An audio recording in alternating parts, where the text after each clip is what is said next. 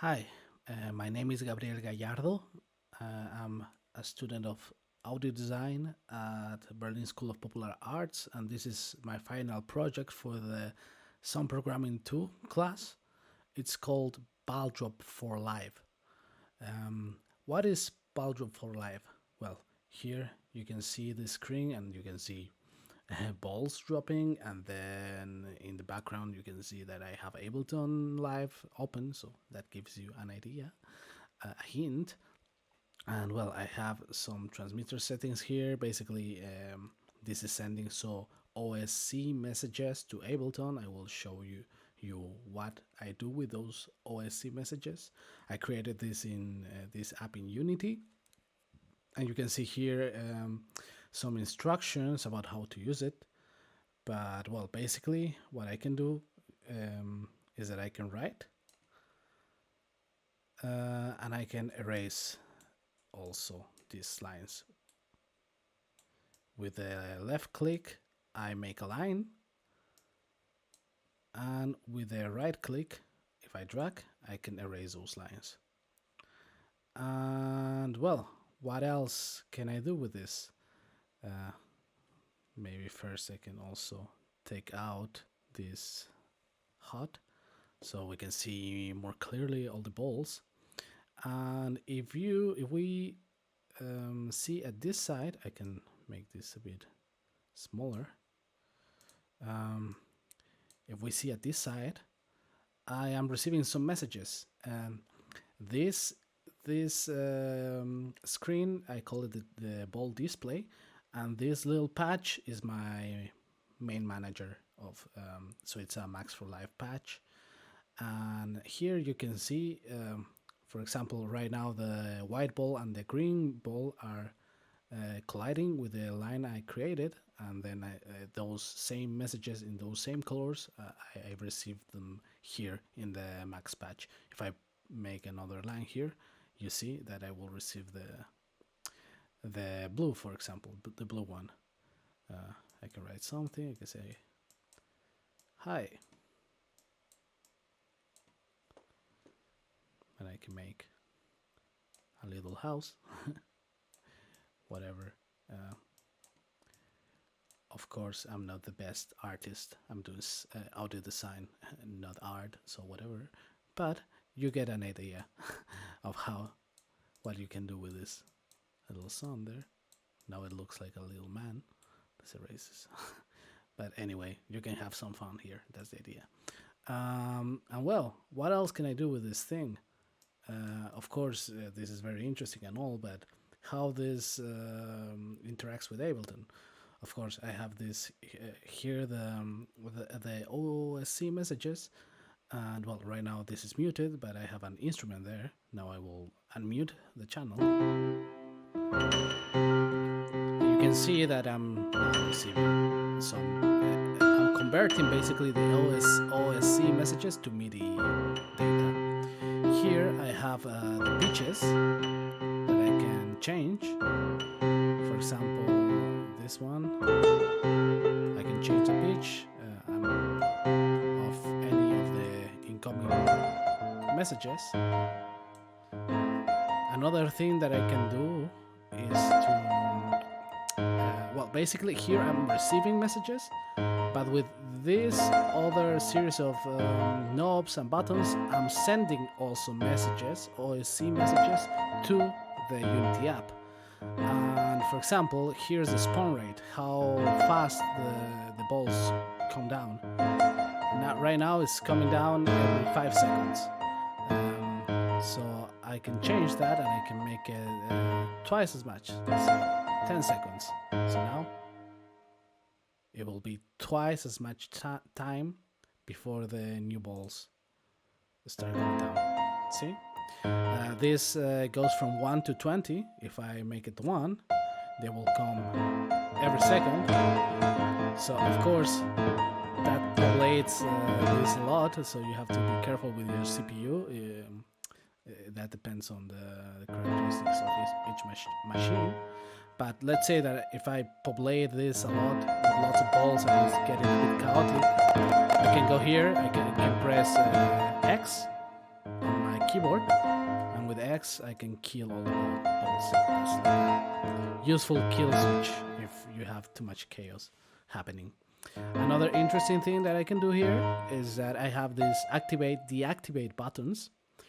So let's say that I don't want, let's make this spawn rate a bit faster. Let's say that I don't want the white ball. So I will deactivate the white ball. So now you will see that everything is coming down except the white ball. I will deactivate these two white balls. So now you will see that only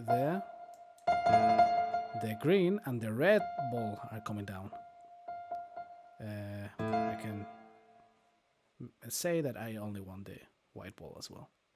And another thing that I can do, of course I can deactivate everything, and basically we're pausing the spawning. But let's say that I have everything activated. This is yes. Let's say that I have everything activated, and I just want to pause all the spawnings with one button. I can do it here. That's useful. Let's say if I only want to work with the balls that are here, and I don't want anything else coming. So I can just do that. I can pause the spawning, and then I can just play with the little balls that I have here currently in the scene. I will unpause that, and then they will come back. And another thing that I could do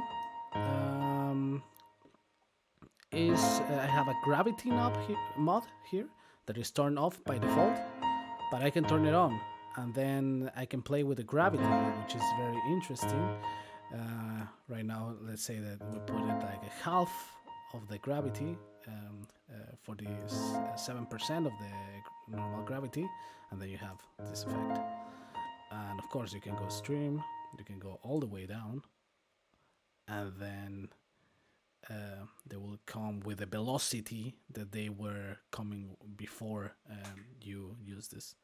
And now they're going slower and slower. And here you can see that they're still being spawned at 4, but they're at 4 seconds, but they're still up there because the velocity is 0. So if I drag this up, you will see all these balls coming down, which has some crazy effects, which is very. It's very fun to play with this, especially with when you have like lots of balls in the scene. Yes, it's very cool. Also, I didn't mention this before, but I don't know if you noticed that because the velocity is, the speed of the balls is slower when the gravity is lower. Then the velocity of the MIDI notes is lower as well, because I'm not only tracking the collisions of the balls, but I'm also tracking the speed of collision. So the speed of collision then modifies the MIDI velocity of the notes. So let's go faster. And I start to have a bit too many notes happening at the same time. So I can just erase this and erase and get rid of some of these notes. I will kill all the notes. Let's set this back to, I don't know, let's make it slower but not so slow.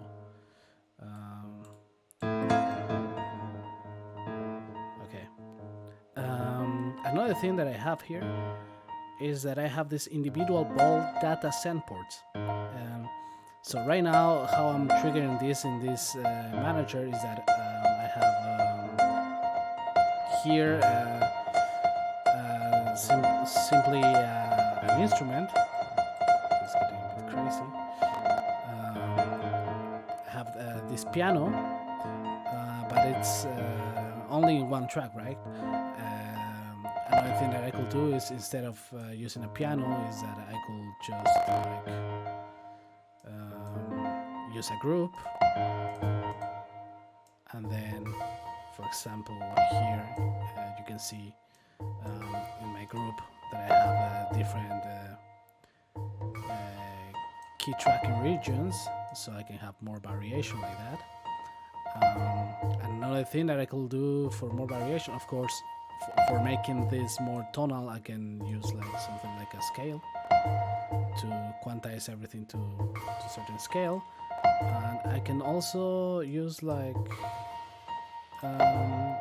LFOs, like to maybe modify the pitch. Here I'm gonna do that, and yeah, I think this working with the LFOs is very interesting. You can have lots of variation, and actually you can also use this, for example, in the spawn rate as well. You can use this on the gravity as well. So then you'll have even more variations just in one track, which is very interesting. But maybe you want to have different tracks, so how do I achieve that?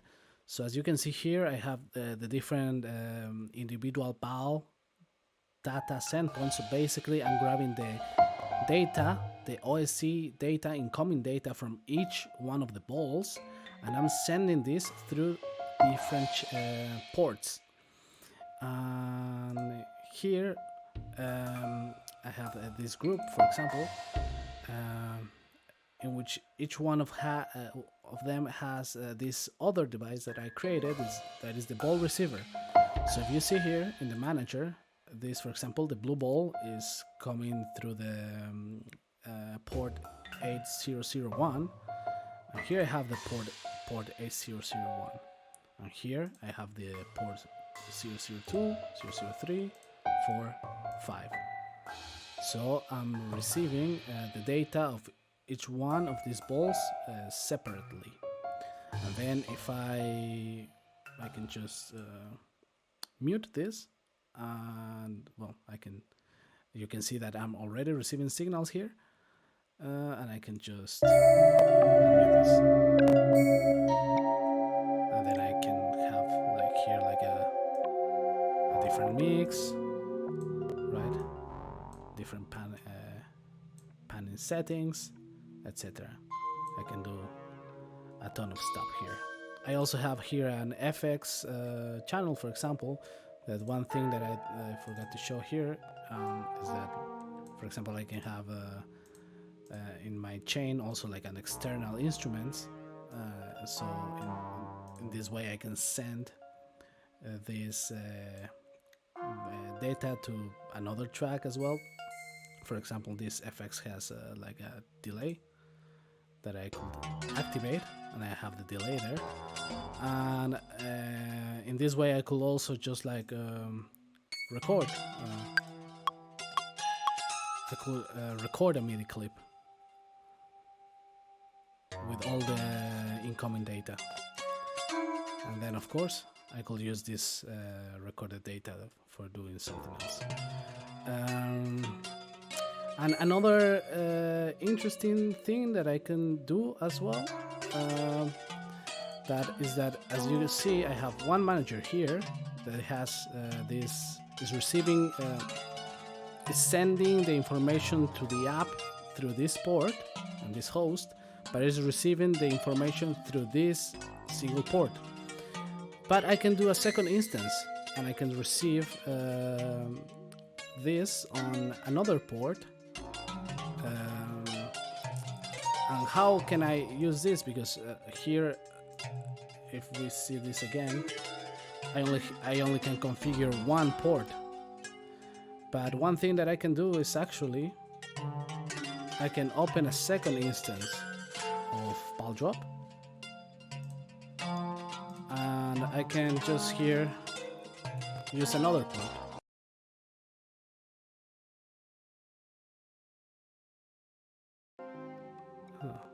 Oh, it was just that it was off. So now we can receive the signals. Okay, so it does work. Good thing to remember to turn on the device. But as you can see, okay, I will take this out. I can have separate instances of Balldrop incoming through separate different instances of my manager, so I can have lots of things going on. And I can write in both.